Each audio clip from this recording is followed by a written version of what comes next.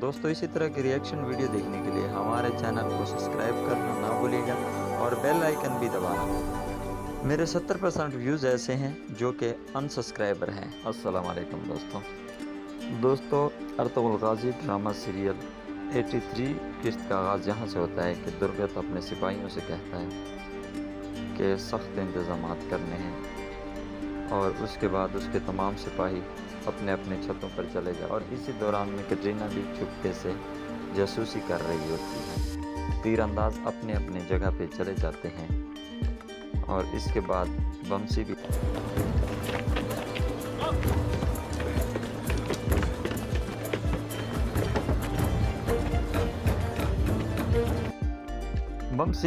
درگت سے کہتا ہے کہ بھائی ہم نے سب انتظامات کر لیے، اب چنگیز خان ہمیں کوئی نقصان نہیں پہنچا سکتا اور امیر حضرت آرام سکون سے سو سکتا ہے۔ تو اس پر درگت کہتا ہے کہ بھائی نہیں، امیر حضرت کے لیے سب کچھ نہیں ہو رہا بلکہ اس تاجر کے لیے ہو رہا ہے۔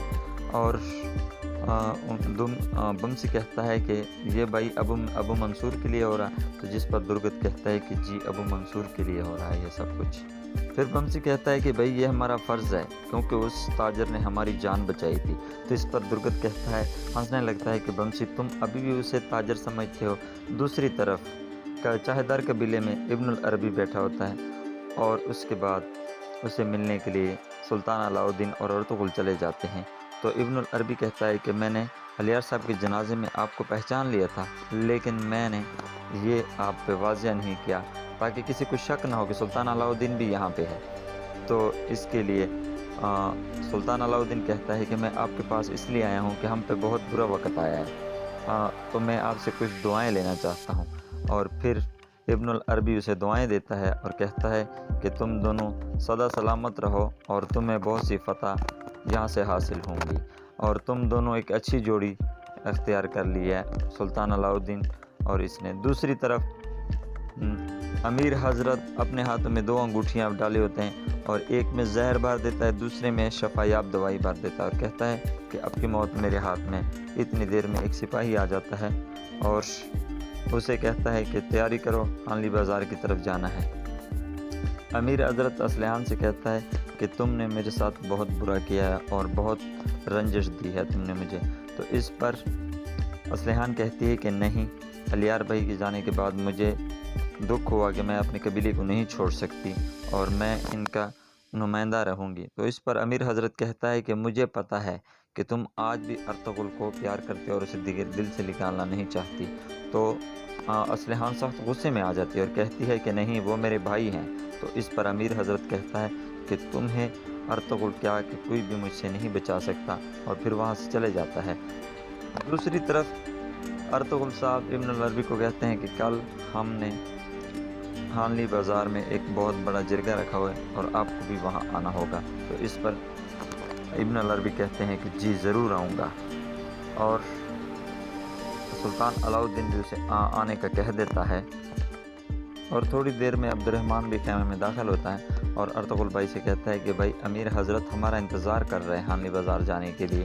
اور دوسری طرف امیر حضرت اپنے سپاہی جابر سے کہتا ہے کہ تمہیں تیار ہوشیار رہنا ہے جابر، کیونکہ ایک بہت بڑا طوفان آنے والا ہے اور تمہیں سانس لینے کا موقع بھی نہیں دیں گے۔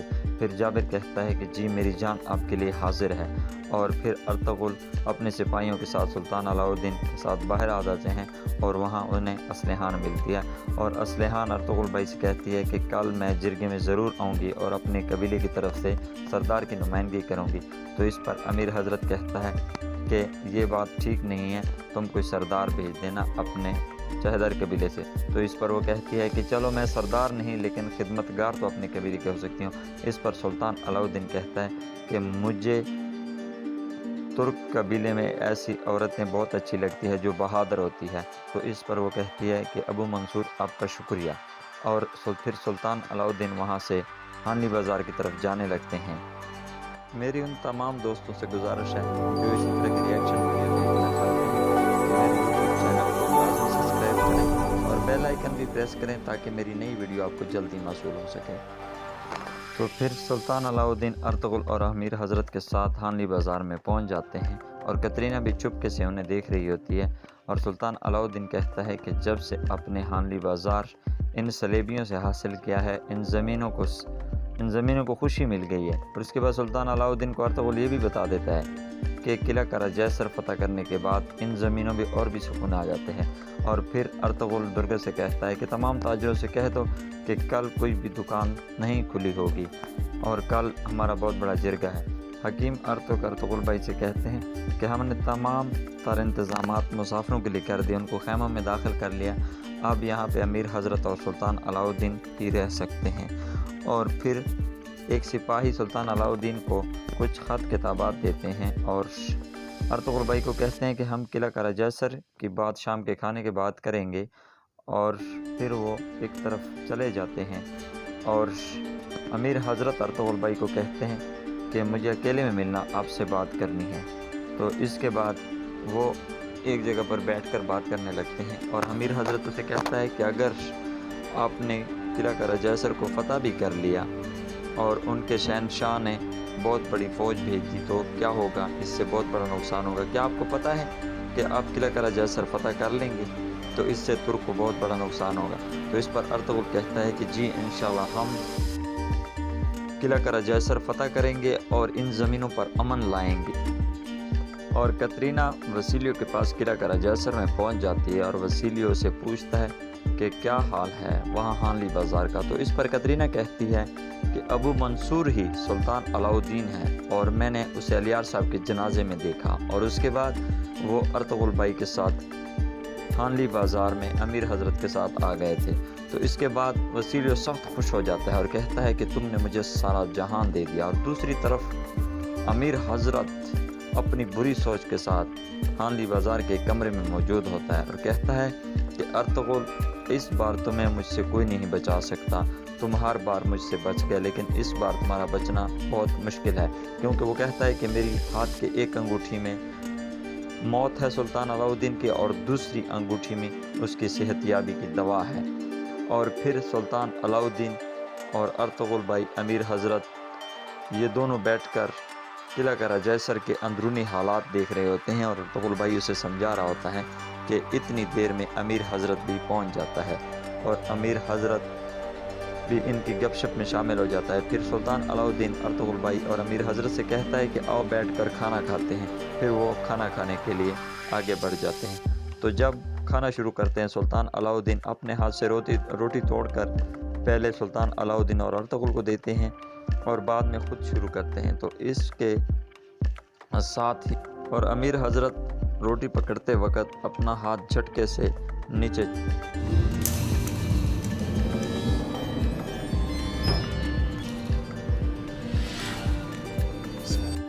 अर्तुगरुल भाई कहते हैं सुल्तान अलाउद्दीन से कि हम किला करा जैसर पर खुद हमला नहीं करेंगे बल्कि वसीलियो हम पर हमला करेंगे और हम उसे मुंह तोड़ जवाब देंगे।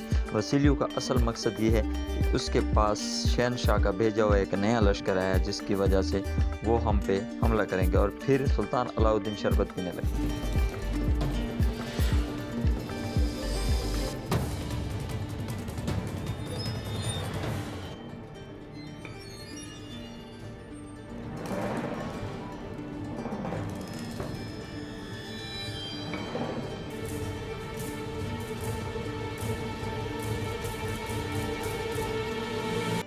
किला करा जैसर में वसीलियो खाना खा रहा होता है और इसी के साथ ही इस किस्से का अख्ताम होता है। दोस्तों इसी तरह की रिएक्शन वीडियो देखने के लिए हमारे चैनल को ज़रूर सब्सक्राइब करें और हमारे वीडियो को शेयर करें।